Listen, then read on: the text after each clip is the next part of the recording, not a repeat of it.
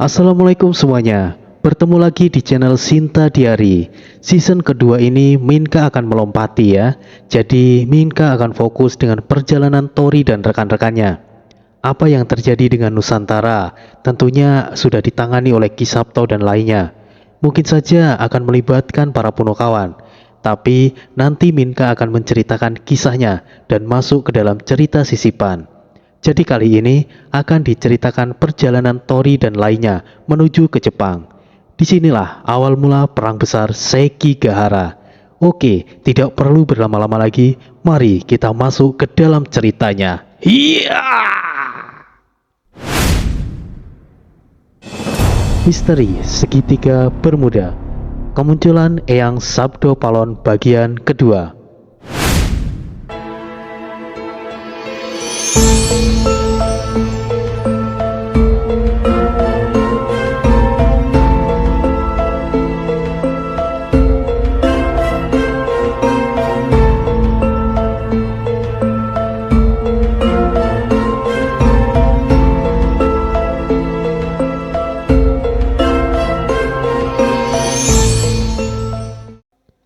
Peringatan, konten ini mengandung suara yang keras, mungkin akan mengganggu pendengaran.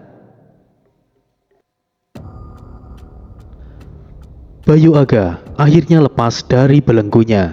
Nyi Roro Kidul bahkan berniat menjadikan adiknya sendiri sebagai salirnya Bayu Aga demi membujuknya.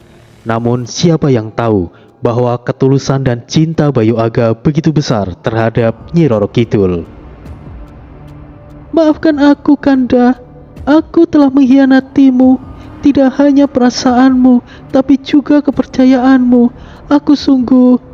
Bayu Aga langsung memeluk pinggang Ratu Kidul yang ramping. Bukankah sudah aku katakan, Adinda? Tidak perlu beralasan. Aku tidak butuh itu. Yang penting kau ada di sini saat ini juga, Adinda. Tidak peduli dengan semua yang pernah kau lakukan. Bagiku, semua itu telah hilang di telan zaman. Potong Bayu Aga. Nyi Roro Kidul tidak bisa menahan tangisnya. Dia berharap Bayu Aga memakinya. Bahkan, Nyi Roro Kidul sudah siap menerima murka Bayu Aga. Mati pun dia rela, asalkan Bayu Aga bisa membereskan para iblis itu. Tapi tanpa disangka, selama ini Bayu Aga selalu setia menunggu kedatangan Nyi Roro Kidul dengan sabar dan tetap menjaga kesetiaan perasaannya. Ratusan tahun, ribuan tahun tidak berarti baginya. Jiwa dan raga mungkin bisa hancur ditelan oleh zaman, tapi perasaannya akan tetap ada dan terukir dalam relung hatinya yang paling dalam. Bayu Aga, sosok makhluk yang pernah hampir membuat Nusantara runtuh itu, ternyata dia adalah pejuang cinta yang sebenarnya. Dewi Lanjar sama sekali tidak dianggap. Jangankan dirinya, Haju dan Maju saja hanya dipandang sebagai ikan teri, apalagi Dewi Lanjar. Sayang sekali, perasaan Bayu Aga tidak pernah berubah. Hanya Nyi Roro Kidul saja yang ada di dalam hatinya. Dan memang, selama dia dikurung begitu lama, sifat jahatnya memang berkurang. Semua itu juga berkat Kokon dan Kimaro yang selalu menemaninya. Banyak masukan positif dari mereka, walaupun sebenarnya kedua penguasa laut itu hanya mengeluarkan pendapat secara asal-asalan saja. Tapi Bayu Aga selalu menerapkannya. Padahal saran-saran yang diberikan makhluk kakak beradik itu terbilang konyol dan mengada-ngada, tapi memiliki bentuk tindakan yang positif, sehingga apa yang dikatakan mereka bisa Bayu Aga resapi dan pahami. Karena tugas Kokon dan Kimaro adalah untuk membuat Bayu Aga tetap betah. Ayo kita pulang. Aku sudah merindukan masa-masa di mana kita di kerajaan pantai selatan. Tapi kerajaan kita sudah... Kerajaan yang hancur bisa dibangun, Adinda. Asalkan kau masih hidup, semuanya bisa dimulai dari awal. Dan kau adalah saudari istriku. Aku bisa memaafkanmu karena lancang. Kembalilah ke tempat asalmu, ucap Bayu Aga. Baik, terima kasih atas kemurahan hati Anda, leluhur, balas Dewi Lanjar. Apa yang membuatmu khawatir, Adinda? Tidak perlu cemas. Selama ada aku, tidak akan aku biarkan para iblis itu seenaknya. Mari buat para Punokawan itu malu dengan cara menyelesaikan masalah yang ada di Nusantara ini. Dengan begitu, semuanya akan tahu siapa Maharaja yang sesungguhnya.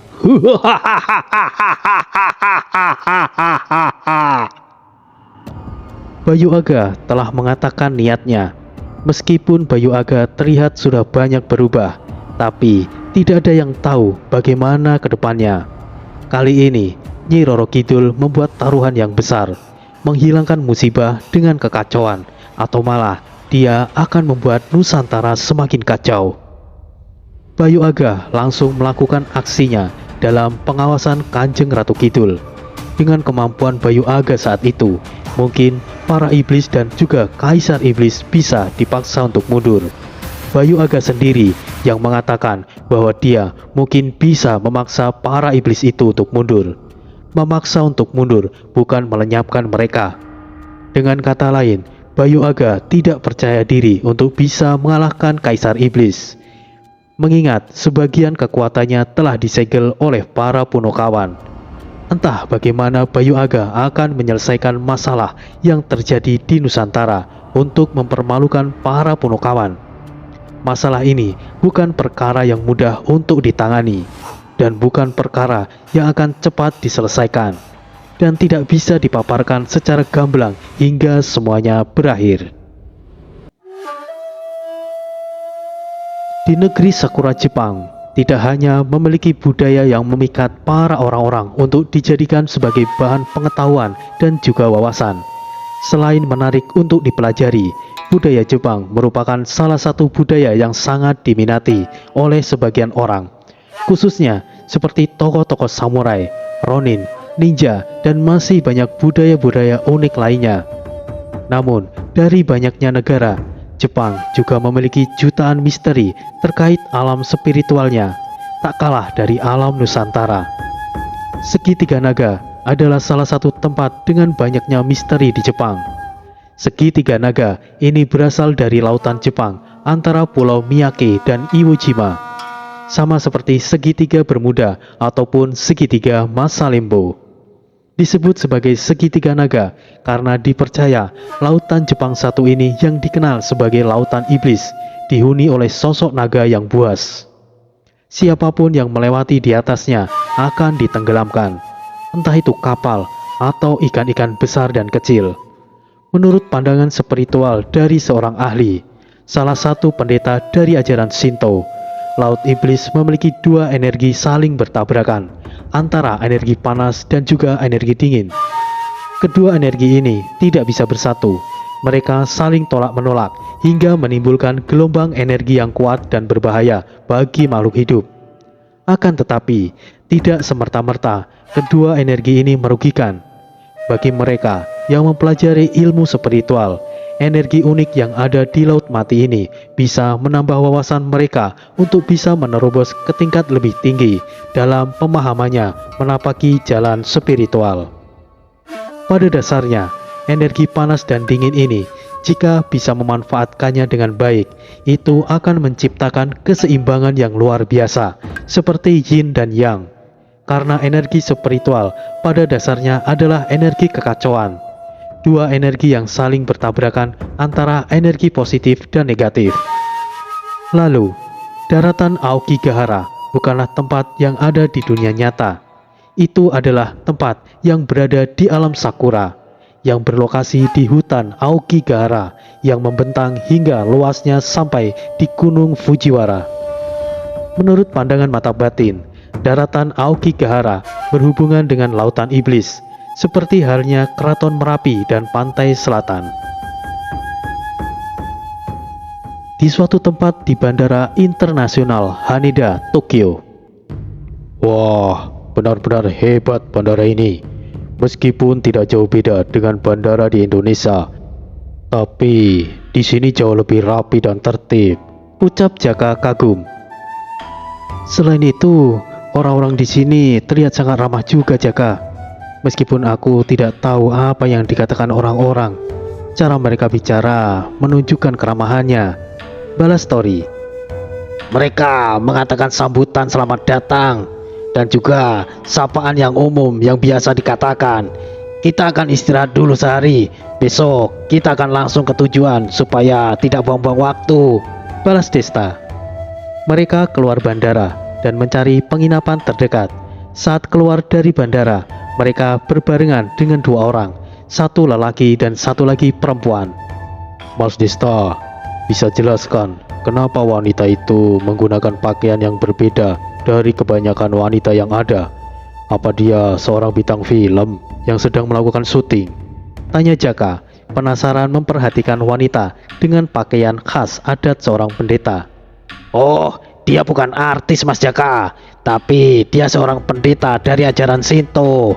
Meskipun sebenarnya pendeta Shinto juga tidak semencolok dia juga sih. Tapi ayo kita sapa mereka jika penasaran. Balas Desta. Desta mendekatinya dan mulai menyapanya dengan bahasa Jepang yang sangat fasih. Selamat siang, maaf mengganggu waktunya. Kami dari Indonesia. Sepertinya temanku sangat tertarik dengan budaya yang kalian gunakan saat ini. Apakah temanmu ini seorang pendeta? Tanya Desta kepada seorang laki-laki. Ya, selamat siang teman. Sama sekali kami tidak terganggu. Benarkah kalian tertarik? Kami sungguh merasa terhormat. Siapa nama kalian ini? Nama saya Hiroshi Hito. Panggil saja Hito. Dan dia adalah Mariko Aya. Biasa dipanggil dengan Aya. Balas Hito. Senang bisa berkenalan denganmu Hito-san, Aya-san. Saya Desta. Dan ini Tori. Dan ini adalah Jaka. Desta memperkenalkan. Senang juga bertemu dengan kalian semuanya. Balas Aya dengan bahasa Indonesia yang sangat fasih. Wah, luar biasa. Bahasa Indonesiamu sangat lancar, Aya-san. Ya, aku pun juga terkejut. Dia cantik dan pintar. Bagus. Kalian terlalu memuji. Nenekku berasal dari Indonesia dan aku belajar dari kecil dari nenekku. Balas Aya. Ngomong-ngomong, bagaimana jika kalian mampir ke tempat kami? Maksud saya, di kuil kami. Mungkin akan ada beberapa yang menarik perhatian kalian. Bagaimana menurut kalian? Hito berikan penawaran. Ya, aku tidak keberatan sih. Bagaimana dengan kalian, Mas Desta, Tori? Boleh, aku ikut saja, Dul. Aku juga ikut saja, Mas Desta. Mereka tidak keberatan, Hito-san. Hahaha, bagus. Mari ikut kami, Desta-san. Mereka keluar bandara bersama-sama. Awalnya, Desta dan lainnya sama sekali tidak ingin terlalu tahu banyak tentang mereka. Jaka hanya penasaran dan hanya ingin tahu sepintas saja. Tapi menolak tawaran orang di sana itu tidak baik. Kesannya seperti dicap sombong dan tidak menghargai tawaran baik mereka. Maaf jika lancang Hito-san. Ada yang membuat kami penasaran selain budaya kalian, yaitu kalian berdua. Awalnya aku melihat kalian biasa saja, tetapi semakin aku perhatikan kalian berdua. Maaf, siapa yang mengikuti kalian? Jujur, ada perasaan yang tidak enak yang aku rasakan. Ucap Tori langsung diterjemahkan oleh Aya. Aku rasa kita tidak perlu menyembunyikan satu sama lain. Kalian semua juga pendeta kan? Kami juga tahu itu. Kita akan bahas nanti saat kita tiba di kuil. Aku yakin kalian pasti akan tertarik. Balas Hito. Wah, aku akan menantikannya. Balas Tori. Sepanjang perjalanan, Aya menceritakan tentang kepercayaan Shinto dari sudut pandang mereka dan beberapa dewa yang mereka percayai. Begitu juga dengan pendamping mereka, yang mana itu adalah salah satu dari banyaknya dewa-dewa yang mereka percayai. Dengan kata lain, ajaran Shinto itu menjurus ke arah dunia spiritual. Dalam pembahasan yang Aya-san jelaskan tersebut, setidaknya itu cukup mirip dengan apa yang tertuang dalam kitab kejawen. Jiwa itu abadi dan tubuh hanyalah sebuah wadah. Ucap Jaka. Senang mendengar ada orang yang memiliki pemikiran yang sepaham. Mungkin kita nanti bisa... Ya, Aku juga sependapat dengan Ayah-chan. Hito langsung memotong ucapan ayah. Meskipun Hito tidak begitu mengerti bahasa Indonesia, Hito sudah memperkirakan percakapan apa yang akan ayah katakan. Mau bagaimanapun, Desta dan lainnya baru saja mereka kenal. Meskipun memiliki pemahaman yang sama dan juga mungkin mempelajari sesuatu yang sama, masih kurang bijak terlalu percaya dengan orang asing. Hito hanya mencegah ayah menceritakan tentang sesuatu hal yang tidak-tidak. Setelah mereka menaiki tangga yang terbuat dari batu, berdiri dengan kokoh gerbang tanpa pintu yang disebut sebagai gerbang tori. Gerbang tori adalah pembatas antara tempat tinggal manusia dan tempat suci di mana kuil berada. Lalu, di atas gundukan tanah yang tinggi itu, puncaknya berdiri kuil suci milik ajaran Shinto, disebut kuil Jinja. Meskipun tidak terlalu besar dengan ukuran kurang lebih 3 kali 4 meter, kuil tersebut cukup rapi dan bersih. Ada beberapa ornamen, patung-patung batu, lampu lampion yang tergantung dan juga memiliki kesan angker tersendiri. Kuil kecil tersebut hanyalah kuil dari banyaknya kuil kecil yang tersebar. Ada juga kuil utama yang memiliki ruang bangunan yang luas. Tapi saat itu, yang ditunjukkan oleh Hito adalah kuil terdekat saja. Karena kuil utama letaknya cukup jauh dari lokasi mereka saat itu. Pada dasarnya, setiap kuil yang dibangun itu ditunjukkan untuk dewa tertentu. Aura mistis sungguh kental di sini, ucap Jaka. Ya, kau benar Jaka. Suasana seperti ini sudah jarang dijumpai di Indonesia. Aku yakin tempat ini tidak pernah dirubah dari awal pembangunan kuil. Mungkin ada beberapa perawatan, tapi tidak merubah struktur di sekitarnya dan tampak original seperti awal dibangun, tutur Tori. Penglihatan Tori-san sungguh tepat. Benar, kuil ini sudah ada sejak lama. Konon kuil ini pernah disinggahi oleh tokoh besar, yaitu Ieyasu Tokugawa pada saat Jepang dalam kondisi yang berkecamuk. Tidak tahu pasti siapa yang membangun kuil ini. Yang pasti, pada masa Kesogunan Tokugawa, kuil ini sudah dianggap keramat dan sudah berdiri sejak lama pada masa itu. Selain perombakan kuil ini, tempat di sekitarnya sama sekali tidak pernah disentuh. Bahkan, tempat lampu minyak tua ini masih berfungsi hingga sekarang. Jelas ayah sambil menyentuh tempat lampu yang terbuat dari batu yang sudah agak berlumut tapi masih sangat kokoh. Mereka cukup lama berada di sana. Desta dan lainnya juga bersikap layaknya turis. Mereka tidak berani untuk menyinggung hal-hal lainnya. Karena sepertinya Desta tahu bahwa Hito juga menahan dirinya untuk mengatakan lebih terbuka. Pada akhirnya, pertemuan mereka hanyalah pertemuan yang singkat. Mereka memiliki tujuan masing-masing. Setelah itu, mereka berpisah, tidak sekalipun berpikir berbagi kontak untuk mengenal mereka lebih dekat. Karena Hito juga menganggap Desta dan lainnya hanyalah seorang turis saja. Meskipun ayah menyadari ada sesuatu kekuatan yang besar dari mereka bertiga, yang mungkin bisa membantunya menjalankan misinya. Tapi, sebagai seorang penduduk asli Jepang, sebisa mungkin mereka akan melakukan segala kesulitannya dihadapi sendirian. Meskipun harus meminta bantuan, mereka akan meminta bantuan sesama mereka, bukan orang luar seperti Desta dan lainnya. Lagi pula, Desta juga mungkin akan menolak jika mereka minta bantuannya, karena Desta sendiri memiliki masalah yang harus diselesaikan, yaitu menyelamatkan temannya Jiro yang jiwanya terjebak di hutan Aokigahara. Di salah satu hotel yang terletak di pusat kota Tokyo. Sementara ini kalian istirahat saja dulu. Aku ada keperluan sebentar, ucap Desta. Kau mau kemana, Dul? Tidak ada yang penting kok, Des. Perlu kami temani, Mas Desta? Tidak perlu, Mas Jaka. Ini terkait perusahaan ayahku. Desta kemudian pergi begitu saja. Tori dan Jaka mengerti. Mereka tidak perlu tahu banyak tentang apa yang ingin dilakukan oleh Desta. Apa yang dilakukan Desta pastinya tidak ada hubungannya dengan teman-temannya. Pada akhirnya, Tori dan Jaka memanjakan diri mereka sejenak di ruangan masing-masing yang nyaman. Sementara itu, di lokasi Hito dan Aya. Kau hampir saja mengatakan Aya-chan, ucap Hito. Maaf Hito-san, aku mungkin terlalu bersemangat karena menemukan orang-orang seperti mereka sangatlah susah. Bahkan di sekitaran kita sudah sangat jarang. Selain pendeta tinggi, sudah jarang ada manusia seperti mereka Hito-san.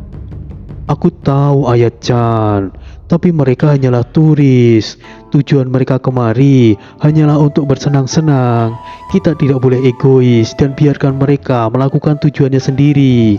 Kita tidak boleh mengganggu mereka, Aya-chan. Iya, aku tahu Hito-san. Hampir saja aku keceplosan, tapi aku merasa kita akan bertemu kembali dengan mereka. Tidak ada kaitannya dengan ramalan. Ini hanyalah firasatku saja Hito-san. Ya, jika itu sudah ditakdirkan, kita akan bertemu dengan mereka lagi, Aya-chan, balas Hito. Seperti tujuan awal mereka, Hito dan Aya akan mempersiapkan segala sesuatunya untuk menjelajahi lautan Bermuda yang penuh misteri. Mereka juga telah berjanji kepada Paman George, meskipun tidak ada kemungkinan bagi Paman George untuk bisa kembali lagi. Tapi setidaknya, baginya itu adalah sedikit harapan daripada tidak ada sama sekali. Kembali ke masa lalu adalah sesuatu yang mustahil. Tidak benar-benar ada bukti bahwa seseorang pernah datang dari masa lalu maupun masa depan. Tapi Aya punya ceritanya sendiri bahwa dia juga mengalami hal yang sama seperti Paman George. Bedanya, Aya datang dari masa depan. Entah itu benar atau tidak, itu akan menjadi cerita yang menarik tersendiri. Paman George sangat bersemangat. Dia menyiapkan segalanya demi perjalanan yang akan dia lakukan bersama Hito dan Aya. Dia berusaha keras untuk memperbaiki kapalnya dibantu pembiayaan oleh Frank. Mungkin saat Hito dan Aya tiba, semuanya akan selesai. Akhir-akhir itu, banyak kejadian yang janggal di Jepang. Banyak kuil-kuil hancur tanpa sebab. Kebanyakan berada di dekat pantai. Diduga, itu adalah orang-orang yang tidak bertanggung jawab. Namun hal itu mustahil dilakukan oleh orang-orang. Pasalnya, penduduk asli Jepang maupun turis sekalipun tahu bahwa kuil-kuil yang tersebar di daratan Jepang memiliki kutukan tersendiri. Bagi mereka yang berani dengan sengaja merusak, bahkan menghancurkan kuil-kuil tersebut, akan mendapatkan malapetaka. Dan mereka yang menghormati dan menjaganya akan mendapatkan keberuntungan. Kuil-kuil tersebut dianggap keramat bagi kebanyakan orang, terutama mereka yang menganut ajaran Shinto dan Buddha. Salah satunya adalah kuil yang bernama Kuil Kubisuka. Kuil ini adalah salah satu kuil keramat yang konon sangat angker dan dijauhi oleh warga sekitar. Konon, di kuil tersebut terkubur kepala iblis Oni yang pada zaman dahulu, iblis Oni ini sangat suka memangsa manusia, khususnya wanita. Iblis Oni ini disebut sebagai Suten Doji, iblis raksasa yang gemar memakan daging manusia. Doji dipenggal oleh seorang prajurit yang bernama Yorimitsu atas perintah kaisar pada zaman itu. Lalu, kepalanya dikubur di kuil Kubisuka. Hal itu dilakukan supaya iblis itu tidak bangkit lagi dan meneror warga. Gerbang Tori yang ada di istana juga sebagai segel atau kutukan untuk menjaga makam iblis tersebut. Dari sekian banyak kuil-kuil kecil yang hancur, kuil Kubisuka juga ikut hancur. Jika benar kuil tersebut ada untuk menahan kepala iblis Oni yang dikubur di sana, maka dengan hancurnya kuil tersebut, iblis Oni Doji telah terbebas. Pada saat itu juga terjadi banyak hilangnya anak-anak, tidak terkecuali orang-orang dewasa juga. Mereka menghilang tanpa jejak. Bahkan aparat kepolisian tidak bisa menemukan bukti-bukti terkait hilangnya anak-anak dan juga beberapa orang dewasa akhir-akhir itu. Rata-rata mereka menghilang pada malam hari atau saat hari mulai berganti malam. Pendeta tertinggi Shinto saat itu melakukan penyelidikan. Menurutnya, akhir-akhir ini sangat banyak yokai berkeliaran.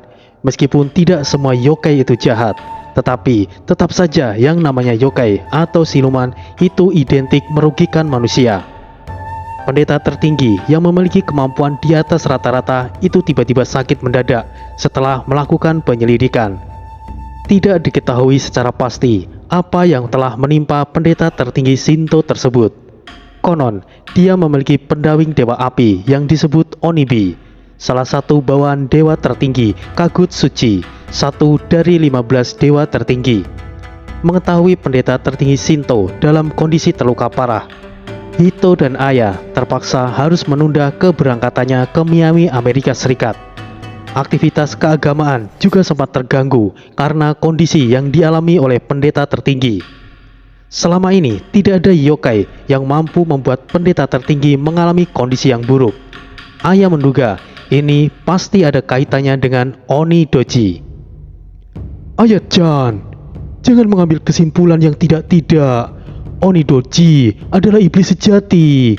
Pada zaman ini mungkin tidak ada yang bisa mengalahkan Oni Doji. Mungkin saja pendeta tertinggi saat itu sudah dalam kondisi lengah dan mendapatkan serangan dari yokai yang jahat, ucap Hito. Mungkin tidak ada yang bisa mengalahkan Oni Doji, tapi kita masih bisa memanggil dewa hutan untuk membantu. Apakah Hito-san sudah mulai meragukan pemahamanku? Siapa yang mau berurusan dengan Oni Doji? Tapi untuk jaga-jaga, kita harus meminta bantuan dewa hutan, Hito-san, balas Aya. Aku bukannya tidak percaya denganmu, Aya-chan. Kita belum menemukan bukti. Lagi pula, meminta bantuan dewa hutan Tengu bukanlah solusi yang tepat. Tengu pada dasarnya adalah musuh para pendeta. Dia adalah yokai yang jahat yang mendapatkan kesempatan untuk menjadi dewa. Mungkin Tengu bisa membantu melawan iblis Oni, tapi sulit untuk meyakinkannya. Dan lagi pula, kita harus datang ke tempat terkutuk itu. Aku tidak keberatan untuk ke sana sendirian jika Hito-san keberatan. Ais, bukan seperti itu, Aya-chan. Mana bisa begitu? Baiklah, aku akan tempat menemanimu, Aya-chan. Kemanakah mereka harus pergi untuk menemui Tengu, dewa hutan? Kuilnya ada di tengah-tengah hutan Aokigahara. Terdapat banyak kuil di hutan Aokigahara, tapi hanya ada satu kuil milik Tengu. Di antara dewa tertinggi, Tengu adalah dewa terakhir, salah satu dewa tertinggi yang melindungi dari ancaman iblis. Meskipun dia seorang yokai, dulunya semasa dia hidup, Tengu adalah samurai hebat. Konon dia adalah sosok samurai yang dulu pernah memenggal kepala iblis Onidoji. Dia adalah Yorimitsu. Konon, Tengu sangat membenci pendeta dan para biksu. Semasa hidupnya, dia abadikan untuk melindungi rakyat. Tapi sayangnya, dia mati oleh rakyat yang dia lindungi sendiri atas perintah kaisar karena tuduhan dirinya bersekutu dengan iblis. Karena memiliki kemampuan spiritual yang tidak dimiliki kebanyakan orang pada zaman itu. Tuduhan tersebut tidak lepas dari hasutan para pendeta dan biksu, sehingga Yorimitsu dibakar hidup-hidup. Yorimitsu menyimpan dendam yang dalam. Akhirnya dia bisa lolos dari kematian karena dendam tersebut membuat jiwanya diselimuti oleh energi negatif, dan jadilah dia seorang yokai. Dia berubah menjadi sosok burung seperti burung gagak, tetapi memiliki badan manusia, dan orang-orang menyebutnya Tengu. Terlintas di benaknya untuk balas dendam, tapi jika itu yang dia lakukan, maka tuduhan yang diberikan padanya akan terbukti benar. Akhirnya Tengu membantu manusia hingga seterusnya, tapi selamanya dia tetap membenci seorang pendeta dan juga biksu. Satu hari sudah berlalu. Desta juga sudah selesai dengan urusannya. Kini mereka akhirnya bergerak menuju ke hutan Aokigahara. Semenjak mereka datang di kota Saranjana, metode meraga sukma sebenarnya tidak perlu lagi mereka gunakan. Kini mereka bisa menjelajah langsung ke alam gaib dengan tubuh fisik mereka dan bertransformasi seperti kondisi di alam yang ada di Saranjana. Tentu saja, selain lebih aman, tubuh mereka akan tetap aman. Ditambah adanya buku jiwa yang Tori miliki, persediaan untuk makan dan minum tidak perlu dikhawatirkan lagi. Namun, kondisi tersebut masih belum dipraktekkan secara langsung, masih pada tahap uji coba. Kini mereka tetap meraga sukma, karena itu cara satu-satunya bagi mereka untuk menjelajah tanpa memperdulikan batasan waktu. Seperti biasa, sebelum memasuki hutan Aokigahara, ada prosedur yang harus dilakukan. Tapi karena mereka berencana pergi secara perjalanan roh, mereka hanya mencari tempat menginap yang dekat dengan lokasi. Tentunya banyak hotel untuk dipilih, tapi tidak sulit untuk menemukannya. Dan setelah beberapa waktu berlalu, tempat yang sangat ramai. Apakah memang seperti ini alam Sakura? Ucap Jaka memperhatikan banyak yokai yang sedang berlalu lalang dengan berbagai macam bentuk. Herannya, mereka sama sekali tidak pedulikan kita, Jaka. Atau setidaknya mereka waspada. Tapi seolah kita ini dianggap sama seperti mereka, sahut Tori. Terakhir kalinya kemari tidak seramai ini, Londes. Ini benar-benar sangat banyak. Sepertinya ada sesuatu yang terjadi. Ayo, mari kita tanya para yokai ini. Tenang saja, mereka ini memang menganggap kita sama seperti mereka kok, Des, kata Desta, kemudian menghampiri salah satu sosok anak di depannya. Hei, halo teman. Kenapa akhir-akhir ini sangat banyak yang berkeliaran ya? Tanya Desta kepada sosok merah dengan satu mata. Kau bukan dari daerah sini ya? Dari planet mana kau? Halumrah seperti ini saja, kau tidak tahu? Kami benar-benar tidak tahu. Kami baru saja keluar dari pengasingan, jadi tidak tahu banyak. Bisakah teman yang gagah ini memberitahu informasi kepada kami? Tanya Desta kepada makhluk merah kerempeng yang memiliki kepala besar itu. Tapi anehnya, makhluk itu senang sekali dikatakan gagah dan mau menceritakan semuanya. Beberapa waktu yang lalu, aku tidak tahu tempatnya kapan. Para dewa banyak yang berguguran, kuil-kuil mereka hancur, dan tidak diketahui kemana perginya para dewa itu. Kita para yokai yang awalnya takut dengan para dewa, kita bisa bebas berkeliaran tanpa takut. Banyak aturan yang harus kami taati. Tidak boleh inilah, tidak boleh itulah, dan sebagainya. Kau sendiri tahu itu kan? Iya, kau benar. Nah, inilah kenapa sekarang ini banyak yokai yang bebas berkeliaran. Ditambah lagi, aku pernah mendengar bahwa Onidoji telah bangkit kembali. Ya, ini sih hanya rumor, tapi jika itu benar, kita para yokai akan kembali pada masa kejayaannya. Kita bebas makan manusia yang lezat itu. Hehehe. Mereka bertiga saling pandang. Itu berarti begitu banyaknya yokai ini bisa menjadi ancaman bagi manusia. Tapi untuk saat ini mereka tidak bisa bertindak gegabah. Mereka harus mencari petunjuk pecahan jiwa Jiro lainnya terlebih dahulu. Biksu Ataya, Amitabha, tolong pandu jalannya Biksu Ataya. Baiklah, mari Tuan. Perjalanan menelusuri gelapnya hutan dengan jutaan misteri di dalamnya akhirnya dimulai. Hutan Aokigahara yang termasuk dalam alam Sakura itu adalah salah satu tempat sakral yang seharusnya tidak sembarangan dimasuki oleh sembarangan orang. Mereka bertiga mungkin pernah lolos dari tanah kematian di Xinjiang, tapi hutan Aokigahara tidak sesederhana itu. Hutan tersebut adalah tempat paling membingungkan di seluruh jagat gaib. Selain sangat berbahaya, cukup mustahil bisa lolos dari sana jika sudah terjebak dalam kondisi khusus di alam tersebut. Mereka mungkin bisa mengalami dan terlibat peperangan yang tidak akan pernah berakhir. Malam yang kelam menghentak dada. Pepohonan itu memanggil jiwa yang gelisah. Keheningan merobek ruang. Kesunyian tersimpan takdir yang siap menelan panca indera. Di atas gelombang hitam yang dipancarkan hutan, kegelapan menginjak sukma, sesak, tertekan, dan terintimidasi.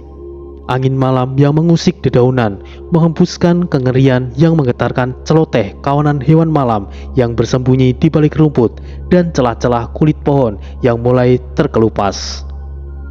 Namun, hanya dalam sekejap, suara hewan-hewan itu menghilang bak di telan bumi, berganti menjadi suara-suara teriakan yang silih berganti, dentuman langkah-langkah yang berat, dibarengi dengan erangan yang mengancam siapa saja yang mendengarnya. Kalian dengar, baru saja kita di pinggiran hutan, tapi kita sudah disambut dengan kehadiran yang tidak menyenangkan, ucap Jaka tersenyum senang. Pada dasarnya, hutan Aokigahara ini tidak hanya tempat terlarang bagi manusia saja loh. Para yokai sekalipun, tempat ini menjadi tempat yang terlarang, Mas Jaka, terang Desta. Bisa dimengerti jika itu Dul. Aku juga merasakan sesuatu yang sama, atau setidaknya mirip dengan kota iblis Xinjiang. Hanya saja, energi yang tercampur baru ini membuat aku bingung. Penghuni di sini itu iblis atau bukan?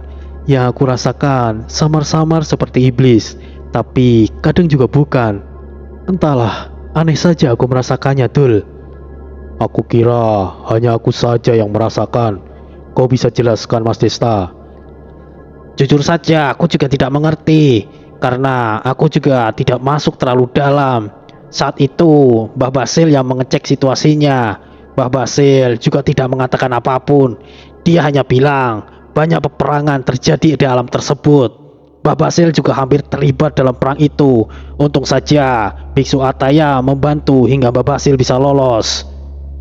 Jika seperti itu, lebih baik kita berhati-hati. Kita butuh informasi yang tepat mengenai alam Sakura ini.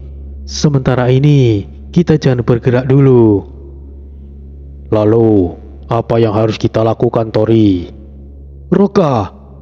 Siap, Tuan.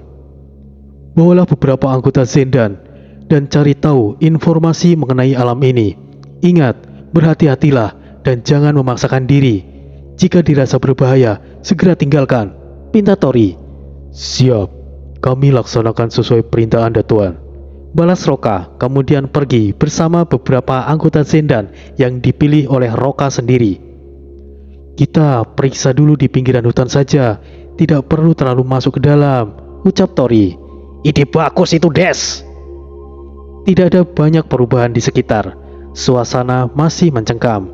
Tidak ada lagi hewan-hewan kecil bersuara, berganti menjadi suara-suara roh bergentayangan yang cekikikan, berteriak, menangis dan lain sebagainya bertumpuk menjadi satu. Dari banyaknya hutan yang pernah mereka masuki, hutan Aokigahara adalah tempat paling ramai dan juga lebih banyak bermacam-macam makhluk yang ada di sana, seperti hantu kaki, bola mata, tangan, hantu kekar tanpa kepala, dan masih banyak lainnya. Dari semua hantu yang ada, yang terlihat normal adalah Yure, sosok wanita yang sebelumnya membuat Desta dan Jiro terjebak. Dan yang cukup berbahaya di sekitarnya adalah hantu hawa nafsu yang mengendalikan nafsu seseorang. Dan anehnya lagi, mereka sama sekali tidak terganggu dengan kehadiran Desta dan lainnya. Mereka juga tidak takut, masih berani mondar-mandir di depan mereka. Dibandingkan makhluk yang ada di Nusantara, makhluk semacam mereka pasti sudah menghindari rombongan Desta. Rombongan hantu kaki lewat. Wujudnya hanya satu kaki, tapi memiliki badan payung. Desta dan lainnya lebih memilih untuk menghindar. Mau bagaimanapun, mereka hanyalah makhluk yang lemah. Tidak baik bertindak semena-mena. Lagi pula, mereka juga ada di wilayah mereka. Lebih baik tidak membuat keributan. Bangsat, keparat kau. Jaka kaget saat dikejutkan oleh sosok makhluk tanpa kepala, tapi memiliki wajah di badannya. Mulutnya besar, lidahnya panjang, dan matanya sipit. Jaka langsung menarik pusakanya yang membuat makhluk itu lari terbirit-birit. Hentikan Jaka, dia bukan makhluk yang berbahaya, cegah Tori.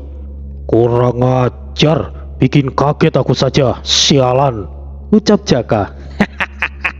Tenanglah Mas Jaka, benar kata Tori, makhluk itu tidak berbahaya.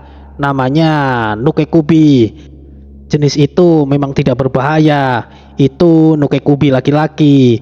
Dia cenderung suka bikin kaget, tapi tidak membahayakan. Yang berbahaya itu Nukekubi yang wanita. Dia penghisap darah, jelas Desta. Tetap saja, mengagetkan manusia itu bisa menjadi berbahaya bagi manusia yang jantungan, Mas Desta. Tunggu, bukankah mereka pendeta yang kita temui di bandara. Apa yang mereka lakukan di sini? Ucap Tori mengalihkan pembicaraan. Hito-san, Ayah-san.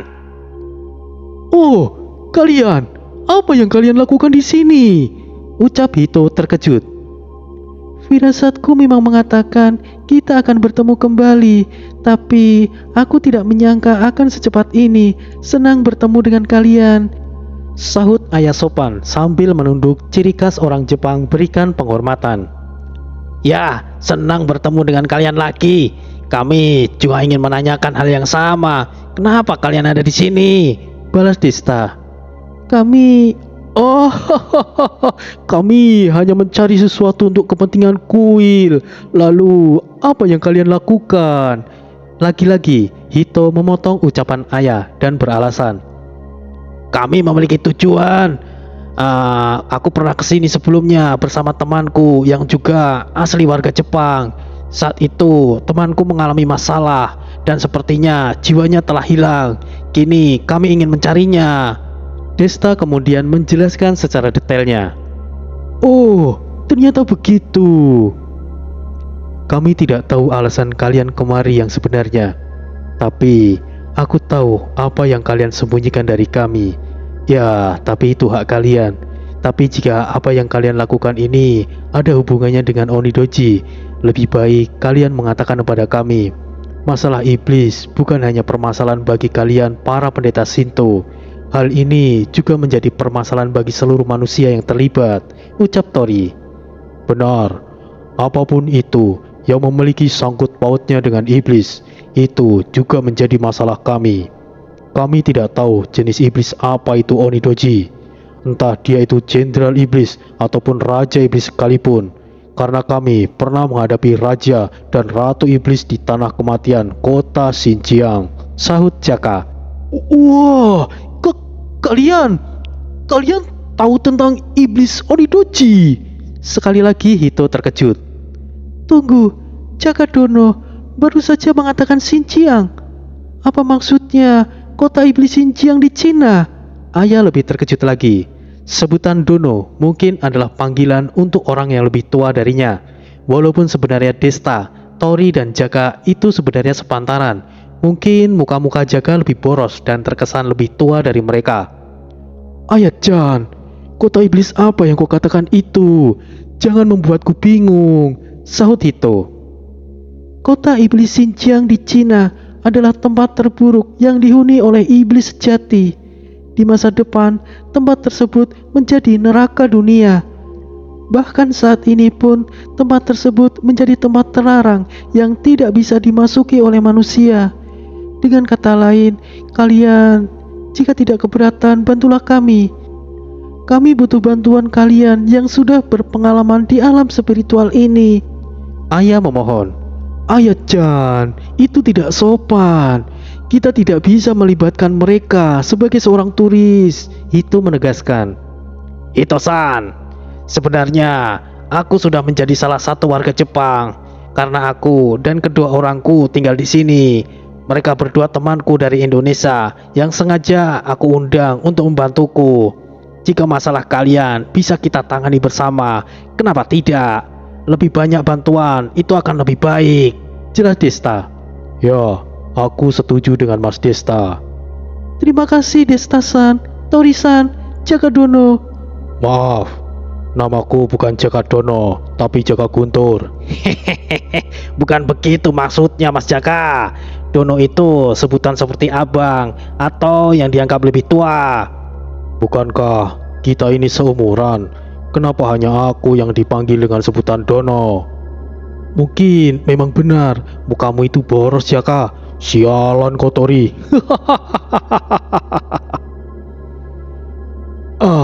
Baiklah jika begitu. Terima kasih dan maaf merepotkan. Jadi sebenarnya kami... Hito mengatakan yang sebenarnya tujuan mereka ke hutan Aokigahara. Ayah juga menambahkan bahwa mencari kuil Tengu sangatlah sulit. Banyak kuil-kuil kecil yang tersebar di seluruh hutan Aokigahara, tapi menemukan yang asli itu sangatlah sulit. Kenapa kalian harus meminta bantuan Tengu? Kenapa tidak kita lawan saja iblis Onidoji itu sendiri? Jangan gegabah Mas Jaka.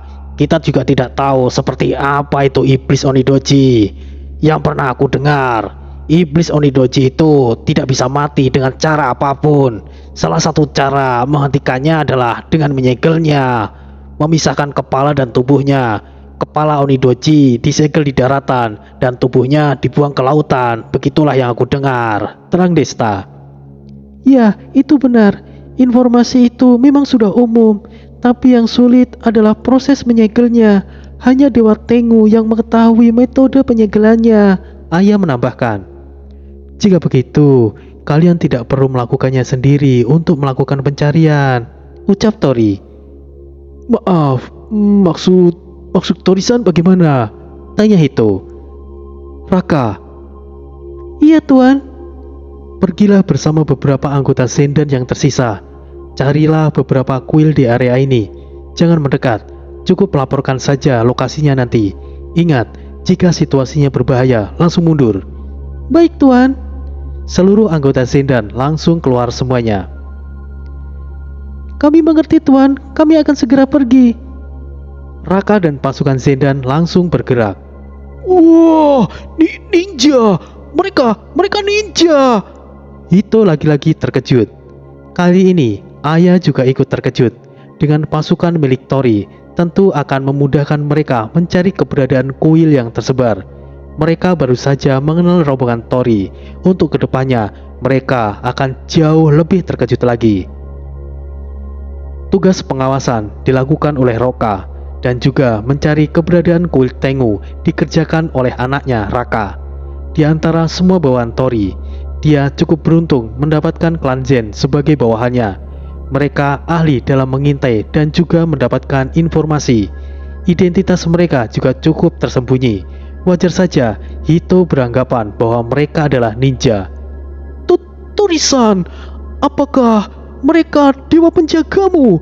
Dewa apa mereka itu, Tori-san? Tanya Hiro penasaran. Hito-san, bukankah menanyakan dewa orang lain itu tidak sopan? Sahut Ayah. Ups, maaf Tori-san, aku tidak bermaksud untuk itu. Karena saking penasarannya, Hito lupa tentang aturan ajaran Shinto bahwa pendamping gaib atau disebut dewa itu adalah rahasia pribadi mereka. Tenanglah Hito-san, mereka bukanlah dewa. Bagi kami, mereka adalah pelindung, teman yang beda alam, itu saja. Mereka berasal dari Nusantara, salah satu kelompok yang unik dari klan Zen. Tugas mereka mencari informasi dan pengintaian. Kadang juga pembunuhan itu juga diperlukan. Mungkin memang sama seperti ninja, tapi mereka bukan ninja Hito-san. Oh, itu luar biasa Tori-san. Lalu kita harus apa sekarang? Tanya Hito. Kita serahkan saja tugasnya kepada Sendan. Kita akan bergerak setelah mereka mendapatkan lokasinya. Sementara itu, kita tunggu saja di suatu tempat yang lebih nyaman. Biksu Ataya, tolong bantuannya. Saudesta. Amitabha, mari silakan ikut aku. Mereka lalu pergi ke suatu tempat pemukiman. Tempat tersebut mirip sekali dengan Candi Borobudur. Di sana banyak sekali biksu yang sedang melakukan aktivitas ibadahnya. Tentu saja mereka bukanlah manusia, tapi dulunya mereka mungkin adalah manusia. Ketenangan yang terlihat saat itu sebenarnya menyimpan kengerian yang tidak bisa dijelaskan. Ini di mana Biksu Ataya?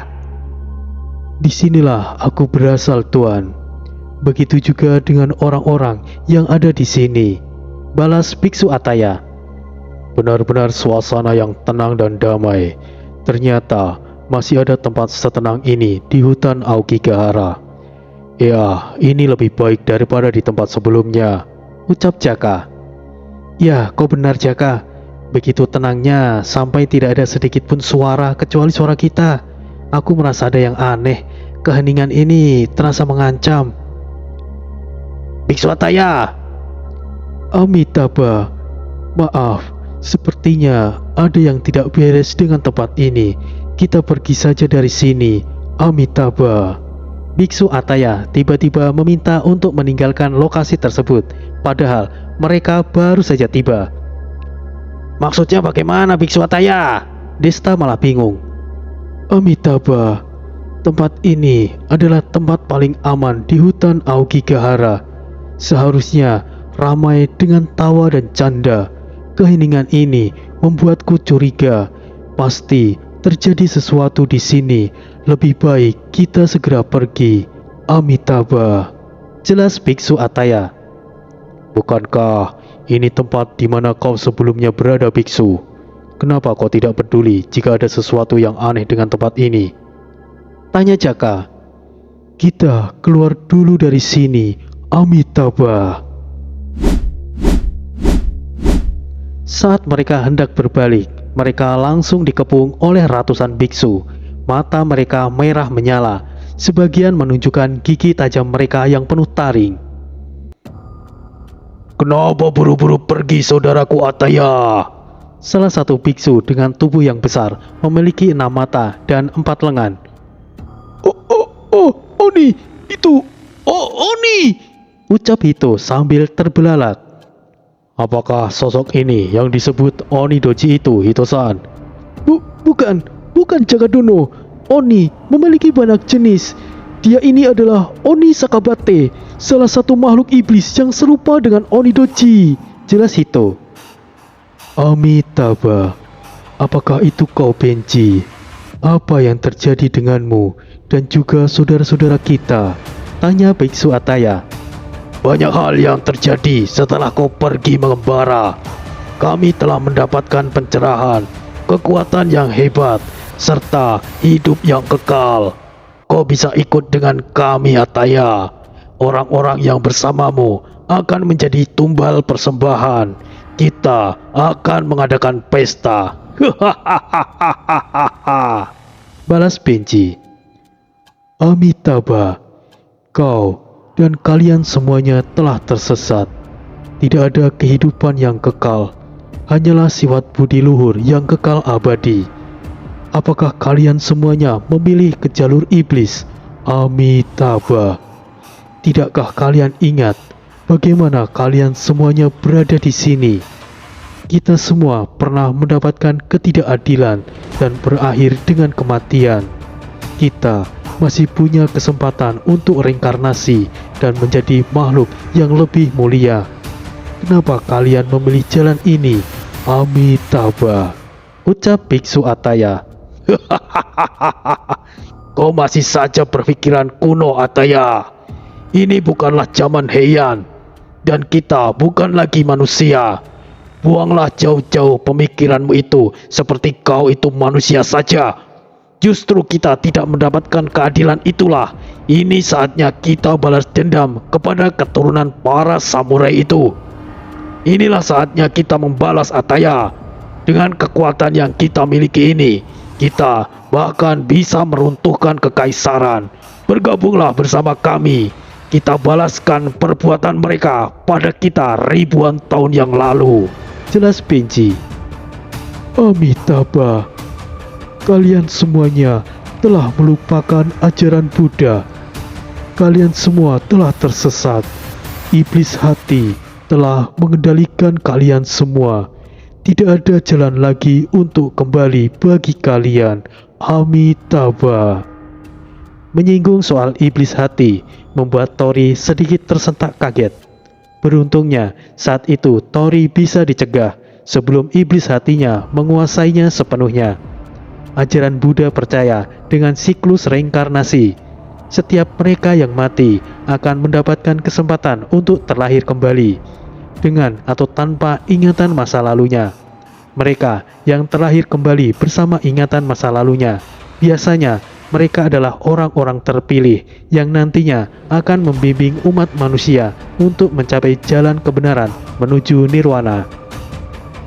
Pada zaman pemerintahan Jepang pada tahun 790-an, yaitu era Heian. Pada masa itu agama Buddha sangatlah mendominasi. Saat itu adalah era di mana biksu-biksu dianggap sebagai tokoh yang suci. Namun, pada masa itu ada juga aliran lain yang juga masih sesama agama Buddha. Sebut saja aliran Arhat. Arhat dianggap sebagai aliran sesat kala itu. karena menganut ajaran-ajaran yang menyimpang dari ajaran Buddha yang sesungguhnya. Aliran Arhat memiliki kepercayaan yang kebalikannya dari ajaran Buddha. Mereka memakan daging, minum alkohol, dan menganggapnya yang lainnya selain memeluk ajaran Arhat adalah pendosa yang wajib untuk dibunuh. Mereka juga memakannya setelah membunuh lawannya, karena mereka percaya membunuh dan memakan orang-orang yang mereka anggap sesat merupakan berkah dan mendapatkan pahala yang besar. Semakin banyak yang mereka bunuh, akan semakin banyak pula kesempatan mereka untuk hidup kekal dan abadi. Tidak sedikit aliran Arhat akan menjadikan tengkorak korbannya sebagai tasbih yang dikalungkan di leher mereka. Karena teror aliran Arhat ini membuat para warga takut dan selalu menjadi korban. Tidak jarang juga para prajurit samurai yang menjadi korban. Pada saat itu, kekaisaran memerintahkan ribuan prajurit samurai dan bahkan diikuti oleh para ronin untuk membasmi aliran Arhat. Lebih dari ratusan ribu orang mati yang menganut ajaran Arhat. Namun, aliran tersebut tidak berhenti sampai di situ saja. Mereka mulai membalas dendam dan menyasar tokoh-tokoh kekaisaran yang berpengaruh. Bahkan, orang terdekat kaisar telah mati terbunuh dan membuat kaisar ketakutan dan tidak bisa tenang. Aliran Arhat bukan hanya terdiri dari manusia biasa saja. Mereka juga telah masuk di dalam kalangan klan-klan bela diri dan juga tidak sedikit klan ninja terlibat. Karena ketakutan kaisar sangat berlebihan, dia menduga bahwa aliran Arhat juga ada menyusup menjadi salah satu biksu. Dengan demikian, kaisar tidak percaya lagi dengan adanya biksu dan membantai semua biksu yang ada tanpa terkecuali. Hal ini menjadi pada era tersebut adalah masa pembantaian besar-besaran para biksu. Di antaranya yang menjadi korban adalah biksu muda Ataya dan juga rekan-rekannya seperti Benji dan lainnya. Meskipun pembantaian itu dilakukan, aliran Arhat masih tetap ada bahkan hingga zaman sekarang ini. Meskipun aliran tersebut bertindak secara diam-diam, Arhat itu diartikan yang tidak tersadarkan. Dalam pemahamannya, mereka yang menganut ajaran ini memiliki keyakinan bahwa hawa nafsu adalah kehadiran, kesadaran yang harus dikeluarkan tanpa ditutupi. Meskipun itu adalah tindakan kejahatan, tapi itu pembenaran bagi mereka. Sepertinya Benji dan rekan-rekannya telah terjerumus ke dalam aliran Arhat. Benji bahkan telah menjadi salah satu Oni, iblis kekal yang ditakuti oleh ajaran Shinto. Pada dasarnya, ajaran Shinto itu sama seperti ajaran Buddha. Jika Buddha mengarah pada kepentingan mengejar jalan nirwana, ajaran Shinto adalah pelindung yang bertugas melindungi mereka dari ancaman iblis yang mengganggu dan lebih mempelajari ajaran-ajaran terkait dunia spiritual. Sarka Materia. Cahaya emas berkilau menyinari seluruh tempat biksu Ataya merapalkan mantra.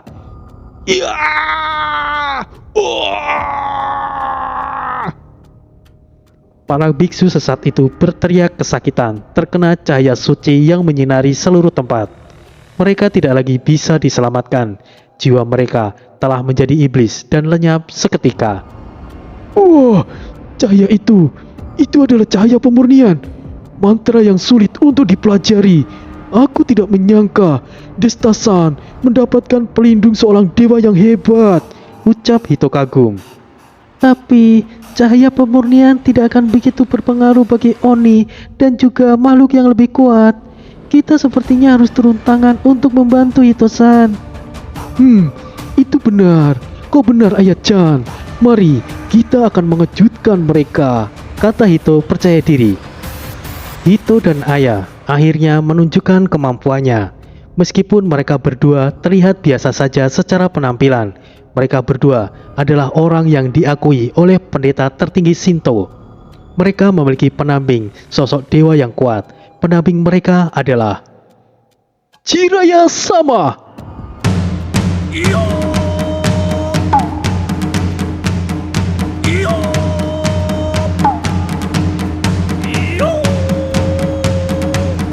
Hito memanggil dewa pelindungnya. Entah muncul dari mana, tabuhan genderang berirama bersautan dengan nada suara hentakan yang khas seperti opera Jepang. 4 sosok bertopeng putih dengan wajah tersenyum sedang menggotong tandu sambil berteriak, menyesuaikan alunan genderang. Di atas tandu berdiri sosok pendeta samurai memakai topeng merah, rambutnya putih panjang dan tebal, sebilah pedang samurai di tangan kirinya. Dia menari dengan ciri khas unik adat Jepang di atas tandu, mengikuti aliran musik genderang dan seruan sosok yang menggotongnya.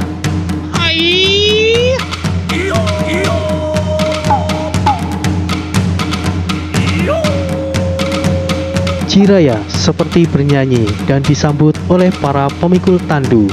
Hito tersenyum lebar. Dialah sang dewa penjaganya. Jiraiya, pendeta pedang pembasmi hantu, salah satu dewa pelindung. Kemunculannya cukup heboh dan menarik perhatian. Apakah setiap akan menghadapi kesulitan akan selalu menari dan bernyanyi terlebih dahulu? Memang itulah karakter Jiraiya. Kemunculannya akan membuat musuh maupun kawan terkesima dengan penampilannya. Selesai. Wah, akhirnya muncul juga nih pendamping Hito. Pendampingnya seorang samurai nih. Tapi cukup unik juga ya. Kira-kira seperti apa ini kemampuannya? Wah, jadi semakin penasaran saja ini. Oke, kita tunggu kisah selanjutnya. Terima kasih sudah hadir semuanya. Wassalamualaikum warahmatullahi wabarakatuh.